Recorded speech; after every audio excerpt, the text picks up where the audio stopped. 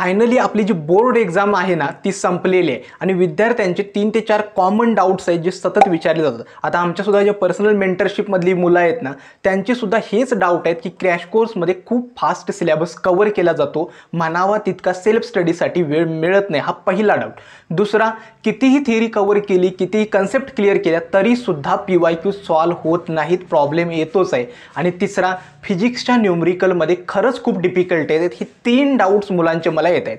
एक गोष्ट बाळांनो तुम्ही जर ऑब्झर्व केलीत ना, आता आजूबाजूला जर बघा, मोस्ट ऑफ द यूट्यूबर्स तुम्हाला हेच सांगतील की कॉम्पिटिशन इन्क्रीज झाले, 7 ते 8 रजिस्ट्रेशन, 7 ते 8 लाख रजिस्ट्रेशन झालेले आहेत।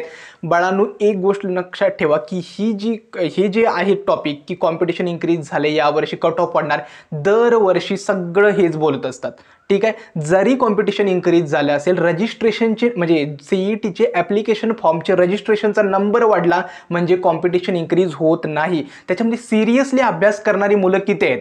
एक गोष्ट खूप चांगली गोष्ट आहे की जरी इतकी मुलं रजिस्ट्रेशन फॉर्म भरत असेल तरी त्याच्यामधली खूप थोडी मुलं आहेत जी डिस्ट्रॅक्टेड नाही आहेत। आणि अशा वेळी बाळांनो चांगला स्कोर करणं ना खूप इझी आहे। फक्त तुम्हाला काय करायचं आहे, जेवढा आपला CET एक्झामपर्यंतचा पिरियड आहे, डिस्ट्रॅक्टेड न राहता व्यवस्थित कन्सिस्टंटली अभ्यास करायचा आहे, एवढंच तुम्हाला करायचं आहे। बाकी या गोष्टींचा विचार करूच नका की माझं कॉम्पिटिशन खूप वाढलं, यावर्षी कट ऑफ पडणार आहेत, कॉलेजेसमध्ये ॲडमिशन्स वगैरे, या गोष्टी काहीही खऱ्या नाही आहेत। CETच्या कॅप प्रोसेसमध्ये सगळ्या मुलांना चांगल्या कॉलेजमध्ये ॲडमिशन्स मिळतं, ठीक आहे। आजच्या व्हिडिओचा मेन टॉपिक काय आहे, आपला जे 30 डेज चॅलेंज सुरू आहे त्याच्यातला आज 7वा दिवस आहे। 7व्या दिवसाची टास्क मी तुम्हाला अलॉट करणार आहे आणि दुसरंही देणार आहे, ते म्हणजे काय तर 0 प्रिपरेशनपासून अजून सुद्धा तुम्ही 95+ आरामात स्कोर करू शकता। हे पुन्हा एकदा सांगतोय की मुद्दाम 99% थंबनेल मी काही यूज केलेलं नाही आहे, कारण का 99+ सुद्धा स्कोर करणं इझीच आहे।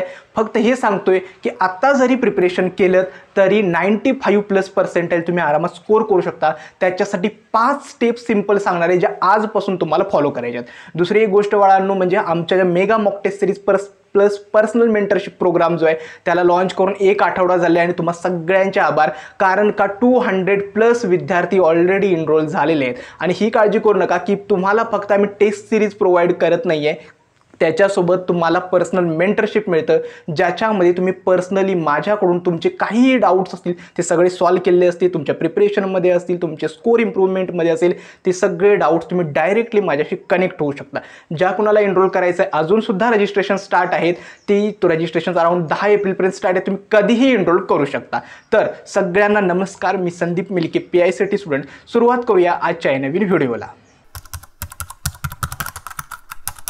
गेले काही दिवस माझी कॉलेज एक्झाम्स वगैरे सुरू आहेत, त्यामुळे कंटिन्युअसली जे व्हिडिओज आहेत ना ते अपलोड होत नाहीत। तरीसुद्धा मी काय करतोय, आपलं जे ऑफिशियल व्हॉट्सॲप ग्रुप आहेत त्याची लिंक मी डिस्क्रिप्शन बॉक्समध्ये दिलेली आहे आणि ॲपची लिंकसुद्धा दिलेली आहे, त्याच्यावरती नक्की जॉईन व्हा। कारण का ज्या दिवशी माझा व्हिडिओ वगैरे येत नसेल त्या दिवशीचे टास्क मी त्या ग्रुपला अलॉट केलेले असतात, ठीक आहे। त्यामुळे तुमच्या 30 डेज चॅलेंज सिरीजमध्ये काहीही खंड पडणार नाही।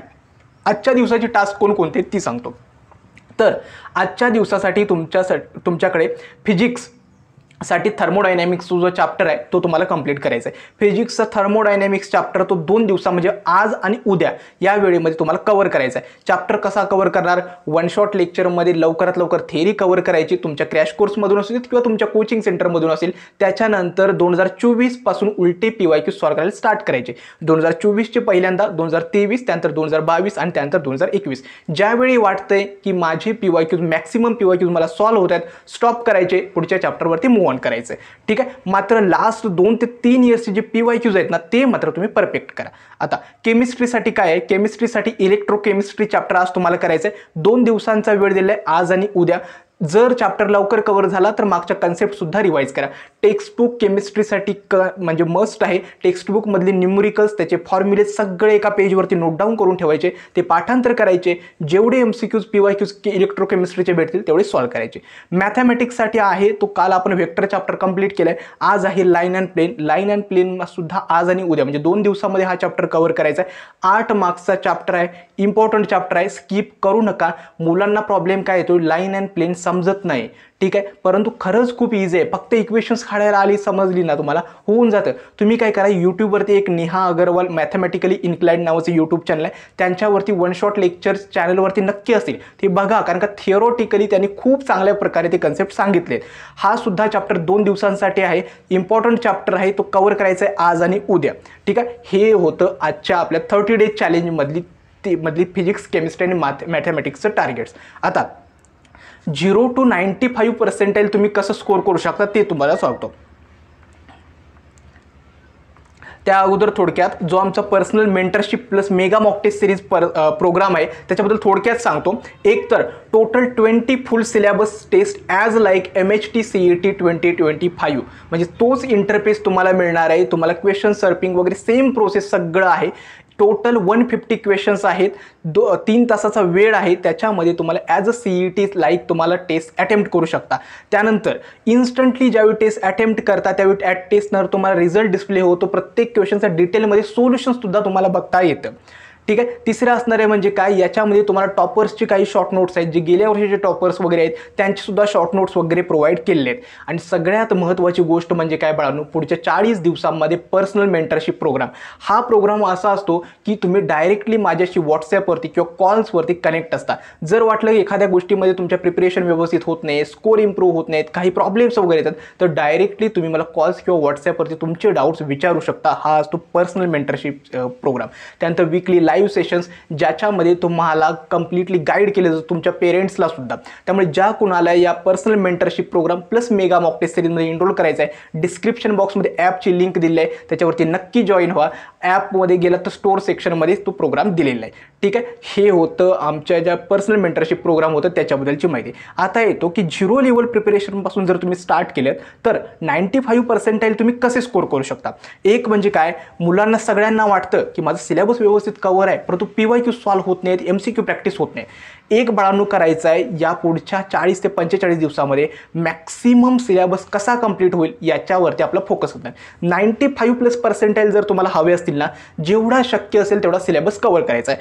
5 एप्रिल म्हणजे अराउंड मी ठरवलं की 5 एप्रिलपर्यंत तुमचा 90% प्लस सिलेबस कव्हर झालाच पाहिजे. आणि त्याच्यानंतर 6 एप्रिलपासून ते तुमच्या एक्झाम डेपर्यंत तुमचं जे काही रिव्हिजन आहे, जे काही इनकम्प्लीट टॉपिक्स असतील किंवा बॅकलॉगचे टॉपिक्स असतील, त्याच्यासोबत तुमच्या मॉक टेस्ट असतील, हे तुम्हाला अटेम्प्ट करायचे. हे होतं पहिली स्ट्रॅटेजी, जास्तीत जास्त सिलेबस कव्हर करायचं आहे. दुसरी स्ट्रॅटेजी काय आहे तर टाईम बाउंडेडमध्ये MCQ सॉल्व्ह करायचे. सगळी मुलं आता काय करतायत तर थिअरॉटिकल कन्सेप्टवरती फोकस करतायत, परंतु एक गोष्ट तुम्ही पुन्हा एकदा लक्षात ठेवा, आता वेळ आलेली आहे ती जेवढी शक्य असेल तेवढी MCQ प्रॅक्टिस तुम्हाला करायची. फक्त थिअरॉटिकल कन्सेप्टवरती डिपेंड राहू नका. टाईम बाउंडेडमध्ये PYQ सॉल्व्ह करायचे. एखादा चॅप्टर समजा मी इलेक्ट्रोकेमिस्ट्री चॅप्टर पिकअप केला, वन शॉट लेक्चरमध्ये एका तासामध्ये तू चॅप्टरची थिअरी कव्हर केली, 10 ते 20 मिनिटांमध्ये त्याचे फॉर्म्युले सगळे लिहून काढले. त्याच्यानंतर पुढचे 2 ते 3 तास फक्त मला जेवढे त्या चॅप्टरचे MCQs भेटतील, सुरुवात PYQ पासून करायची आणि तो चॅप्टर कव्हर करायचा आहे. जास्तीत जास्त टार्गेट काय आहे, थिअरॉटिकल कन्सेप्ट नाही तर जी न्यूमरिकल्स आहेत, PYQs आहेत, MCQs आहेत, तेवढी शक्य असेल ती टाईम लिमिटमध्ये सॉल्व्ह करा. म्हणजे काय करायचं, 20 ते 30 मिनिटाचा टायमर सेट करायचा, कोणतेही 15 ते 20 PYQs पिकअप करायचे आणि ते सॉल्व्ह करायचे. हे असणार आहे सेकंड टार्गेट, म्हणजे काय, जास्तीत जास्त MCQ सॉल्व्ह करायचे. तिसरं सब्जेक्ट वाईज स्ट्रॅटेजी काय असणार आहे फिजिक्ससाठी तुम्ही इतकंच करा. भलेही फिजिक्स डिफिकल्टी जात आहे, प्रॉब्लेम येतोय, तरीसुद्धा फिजिक्सचे ॲटलिस्ट लास्ट 2 इयर्सचे PYQs तरी सॉल्व्ह करा. वेगळं काही येणार नाही, कन्सेप्ट तेच राहणार आहेत, फक्त व्हॅल्यू चेंज राहणार आहेत. केमिस्ट्रीसाठी टेक्स्टबुक फॉलो करायचे, जेवढे PYQs MCQs भेटतील प्रत्येक चॅप्टरचे ती कंप्लीट करायचे आणि सतत रिव्हिजन करायचे. मॅथमॅटिक्ससाठी काय, मॅथमॅटिक्समध्ये टेक्स्टबुकमधली जी सॉल्व्ड न्यूमरिकल्स आहेत ती पहिल्यांदा परफेक्ट करायची, त्याच्यानंतर PYQs लास्ट 3 इयर्सचे परफेक्ट झाले पाहिजेत. मॅथमॅटिक्ससाठी शॉर्टकट नाही आहे, शॉर्टकट ऐवजी एकच आहे, जेवढी प्रॅक्टिस कराल तेवढी मॅथमॅटिक्ससाठी चांगली आहे. आता तुमची चॅलेंजेस बाळांनो कुठली येत आहेत तुम्हाला 2 सांगतो. एक, PYQ सॉल्व्ह होत नाहीत हा मुलांचा डाऊट आहे. एक सांगू का, सगळ्या मुलांना सुरुवातीला PYQ सॉल्व्ह करण्यात काही ना काहीतरी अडचण येतात. समजा मी 10 PYQ सॉल्व्ह केलेत, 10 पैकी 3 PYQs मला सॉल्व्ह झालेत, उरलेले 7 PYQ सॉल्व्ह नाही झालेत म्हणून रिग्रेट करून बसायचं नाही. भलेही ते नाही सॉल्व्ह झाले, काहीही प्रॉब्लेम नाही, तरी ते PYQs ॲटलिस्ट तुम्ही समजून घ्या, त्याची मेथड काय आहे, ते कशा प्रकारे सोडवलेलं आहे ते व्यवस्थित अंडरस्टँड करून घ्या, जेणेकरून ज्यावेळी तुम्ही नेक्स्ट टाईम तो PYQs रिव्हिजन करायला याल त्यावेळी तो PYQ सॉल्व्ह झाला पाहिजे. त्यामुळे रिग्रेट वाटून घ्यायचं नाही की मला PYQ सॉल्व्ह होत नाहीत, म्हणजे MCQ व्यवस्थित सॉल्व्ह आहे, जरी PYQ सॉल्व्ह नाही झाला तरी सुद्धा समजून घ्यायची आहे त्याची मेथड कशी आहे. ठीक आहे. दुसरी गोष्ट म्हणजे काय तर तुमचं फिजिक्स टफ जाते. फिजिक्स बाळांनो टफ जातं, परंतु एक काळजी काय करायची, आपलं फिजिक्समध्ये 50 क्वेश्चन्स आहेत. आपलं टार्गेट काय असलं पाहिजे, त्या 50 पैकी अराउंड 25 to 30 क्वेश्चन्स असे आपल्याला चूज करायचे आहेत जे म्हणजे बरोबरच येणार आहेत हमखास. ठीक आहे. वेगळं काही करायचं नाही. मग फक्त 25 ते 30 क्वेश्चन्स एकदम बरोबर करेक्ट क्वेश्चन्स आपल्याला सॉल्व्ह करायचे आहेत. बाकीचे भलेही 20 क्वेश्चन्स आपल्याला डिफिकल्ट येतात ते नाही सॉल्व्ह होऊ द्या. ठीक आहे. त्यामुळे फिजिक्सला सुद्धा ही गोष्ट लक्षात ठेवा की क्वेश्चन्स चूज करणं खूप इम्पॉर्टंट आहे. कारण का मुलं एखादा डिफिकल्ट क्वेश्चन सापडला तर त्याच्यामध्येच अडकून जातात, पुढचा क्वेश्चन सॉल्व्ह करत नाहीत.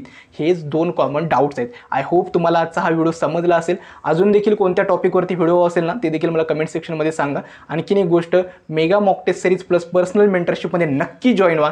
कारण का तुम्हाला तुमच्या पर्सेंटाईलवरून एका ड्रीम कॉलेजपर्यंत नक्की जाण्यासाठी हा प्रोग्राम नक्की हेल्प करेल हे मी सांगू शकतो. ठीक आहे. आजचा हा व्हिडिओ मी येथेच थांबवतो. धन्यवाद.